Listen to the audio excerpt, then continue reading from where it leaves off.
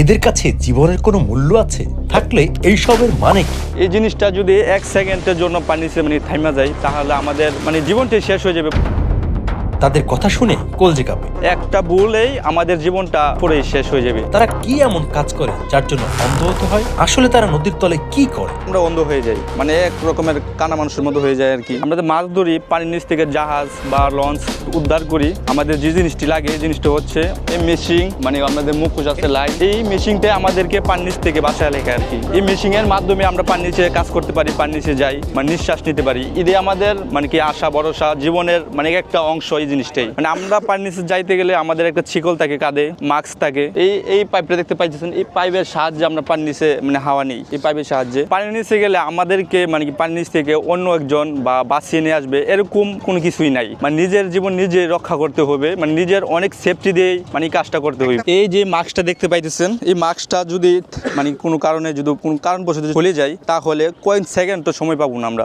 এটা খুলে গেলে হাওয়া পাবো না, যে পানি যাইবে পানির নিচে নিঃশ্বাসটা নিতে পারবো না। একজন মানুষ নিঃশ্বাসটা নিতে না পারলে জীবনটি শেষ। আর পানির নিচে তো পানি ডুববো, হাওয়া না গেলে সাইড দিয়ে পানি ডুববো, অনেক নিচে গেলে তো শেষই। এই যে শিকলটা দেখতে পাইতেছেন, এই শিকলটার ওজন প্রায় 4 থেকে 5 কেজি। এই শিকলটা হচ্ছে আমাদের কাঁধে দিয়ে যেতে হয়, আমাদের শরীরে বেঁধে নিয়ে যেতে হয়, না হলে আমাদেরকে পানির নিচ থেকে বাসায় ফেলে। 5+ স্টার রেটিং প্রাপ্ত দেশের সর্বোচ্চ বিদ্যুৎ সাশ্রয়ী ও ইকো ফ্রেন্ডলি ওয়ালটন এসি।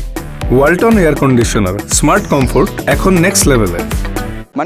আমরা একটা সিঙ্গেল আছে, লাইনটা ধরে আমরা সিং দিলে উপরে তাহলে বুঝতে পারবে আর কি, পানির নিচ থেকে টেনে তুলবার জন্য 10 কেজি ওজনের সেন্টার নিয়ে আমরা পানির নিচে বেশি থাকতে পারি। এই যে লোহা জিনিসটা দেখতে পারলেন, এটা হচ্ছে আমরা বলি ওয়েট বেল। এটা না নিয়ে গেলে পানির নিচ থেকে কাজ করতে পারবো না, পানির নিচে অনেক প্রেসার তো স্রোত বেশিয়ে ফেলবো আর কি। পানির নিচে কোনো কিছু দেখা যায় না, যেরকম রাত্রে অন্ধকারে যেরকম এরকমই পানির নিচে দেখা যায়। অনুমান কাম করতে করতে কাজের অভিজ্ঞতা হইতে হইতে আমরা একটা আন্দাজ হয়ে গেছে, কিভাবে কোনে কি আছে আমাদের অভিজ্ঞতা হয়ে গেছে। পানির নিচে যখন একটা বড় মাছ পাই, এই মাছটা ধরতে আমাদের অনেক আনন্দ হয়, মনে হয় লাগে যেমন অনেক দামি একটা জিনিস পাইলাম পানির নিচে।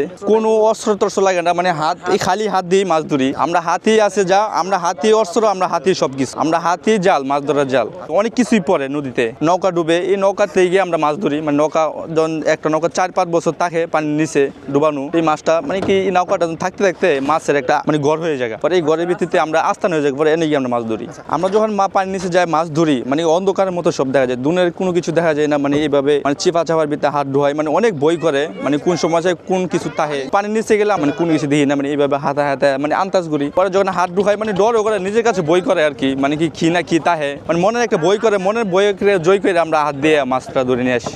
হাত দেওয়ার পর মাছ তাহে তো মাছটা অনেক কষ্ট করে নিয়ে আসি। আর যদি না তাহে তো কিছু না থাকলে তো নাই। একজন প্রাণী তো তার জীবন বাঁচাবার জন্য অনেকই চেষ্টা করে, লড়ে চড়ে, অনেক কষ্ট হয় হাত দিয়ে ধরতে। ওইটা তো আমার দুনিয়া না, ওইটা হচ্ছে ওদের দুনিয়া। ওদের দুনিয়ার থেকে যাইতে অনেক কষ্ট হয়, ধরে মাছটা নিয়ে আসতে। পানির নিচে ওরা অনেক শক্তিশালী, ওদের সাথে পারি না শক্তি দেখায়, বাড়ি মারে, আত্মাত কাইটা লাইছে, কইখান দিয়ে কাটছে, পানির নিচে জয় করে ফেলাইছি। এটা অনেকে আবার পারবো না প্রথম আমরা করতে করতে অভিজ্ঞতা হয়েছে কত, তার জন্য আমরা এত ইয়া হই না। যখন একটা বড় মাছ পাই পানির নিচে, তো এই মাছটা ধরতে গেলে অনেক কষ্ট হয়। মাছে ভারী মারে, বড় মাছ যখন পানির নিচে থাপ্পুর মারে মনে হয় লাগে যেমন মাথা পানির নিচে চুরকিলেন ঘুরাই। মাছ তো তাকেই, তারপরও এত শক্তিশালী মাছ। পানির নিচে তো মাছ অনেক শক্তিশালী, এগুলা ধরি অনেক কষ্ট হয়, অনেক সময় লাগে ধরতে। পালা তো যাই, অনেকটা ধরি, যেটা যাবে গাড়িতে জায়গা, কপালে না একটা জায়গা, মাছের পিছু পিছু যাই। যখন পাই, ধরেন একটা মাছ এখানে ধরতেম গেলাম, মাছটা এখান থেকে বাড়ি দেয়, এখানে সামনে গেছে, খই যা আমাদের আন্দাজ আছে একটা, মাছটা এন থেকে